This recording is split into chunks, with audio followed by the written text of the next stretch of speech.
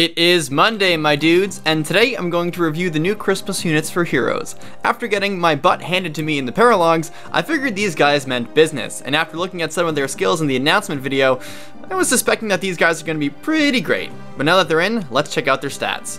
Starting with Chrom, the gifted leader. Chrom has 51 HP, 40 attack, 19 speed, 35 defense, and 29 resistance, which makes his BST 174. His weapon, Sack o' Gifts, grants all of his stats, not including HP, +2 during combat if foe initiates combat, so he'll have 54 attack, and if he's going to get attacked, he'll have 56 attack. He has pivot as well, and his A skill is Brazen Attack Defense. If his HP is equal to or below 80% HP at the start of combat, he gets attack and defense +7 during combat. And he also has Wary Fighter. His base stat total has him at 174, and he's definitely meant to be an enemy phase unit, as Brazen Attack and Defense will only proc during combat, and Sack o' Gifts will only proc on enemy phase, and Wary Fighter will prevent his foes from doubling him.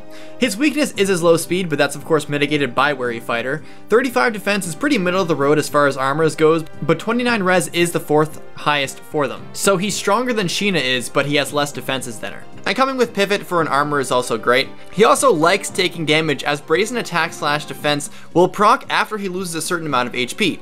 Brazen 3 being less than or equal to 80%. And given that he has 51 HP at base, once he gets to 40 HP, he's just going to get that much harder to kill. Sack o' Gifts is a good axe, but it's also handy for him specifically, as it gives him some extra boosts to his already high strength, defense, and res. So I would just keep playing into his strength, maybe give him Bonfire or Draconic Aura, and keep him enemy phase oriented. So in a scenario, if Chrom gets attacked, his weapon will give him 56 attack and 37 defense. If he's attacked with 80% HP or less, his attack and defense will boost up to 63 attack and 44 defense. So with Bonfire, he'll deal 66 damage, but with Draconic Aura, he will deal 82 damage.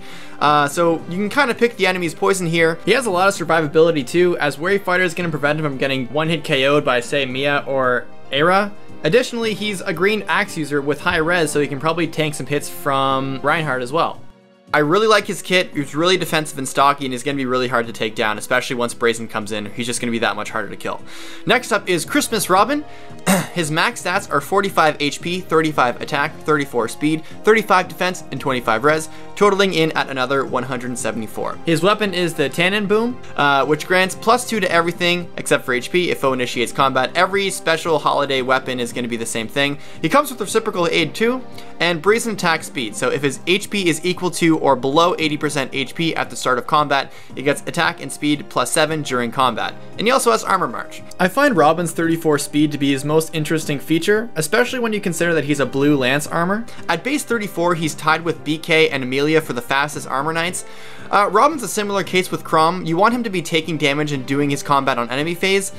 With Sack of Gifts, he will have 51 attack, 36 speed, and 37 defense. And with Brazen activated, he'll have 58 attack and 43 speed. So altogether, it's going to be 43 speed on enemy phase.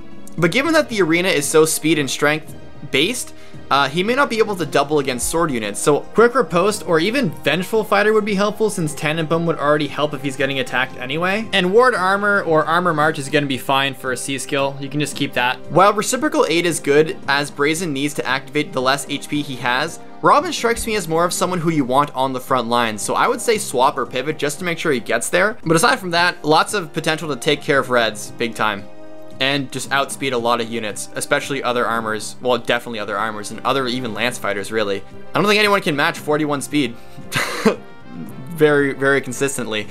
Next up is Lissa. Her stats are 43 HP, 33 attack, 30 speed, 35 defense, and 34 res, totaling at 175, giving her the highest BST in the game. Her skills are Handbell, which grants all of her stats, not including HP, +2 during combat if foe initiates, so she'll have 47 attack and then 49 attack on enemy phase. She comes with Bonfire and Bold Fighter.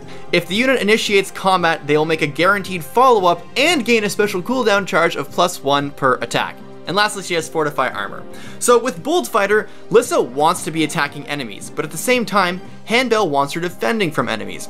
So I don't think her kit has as much synergy as Chrom or Robin, but her kit allow her to cover both of her bases, especially given that her stats are so stocky. With Handbell, she's getting a +2 buff all across the board, and given that she'll have freaking 37 defense and 36 res on enemy phase, she's going to be a pain in the butt to kill.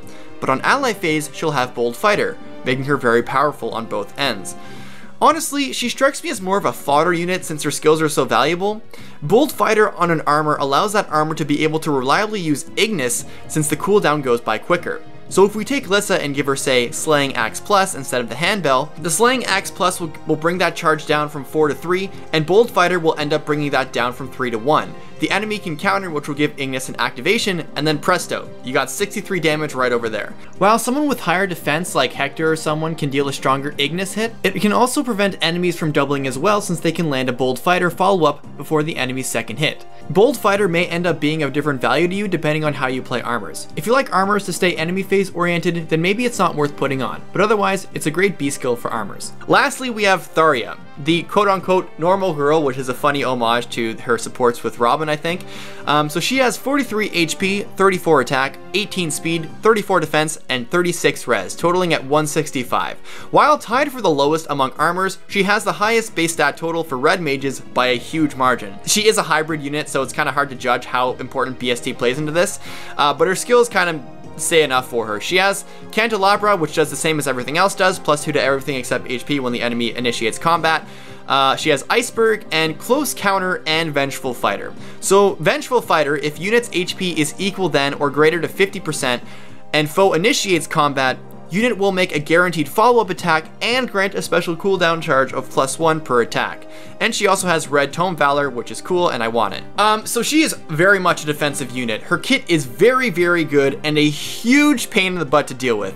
She has immense bulk, and especially on enemy phase. At 36 defense and 38 resistance, with her 43 HP, she will be very hard to kill, as Close Counter and Vengeful Fighter together will just be very punishing for you.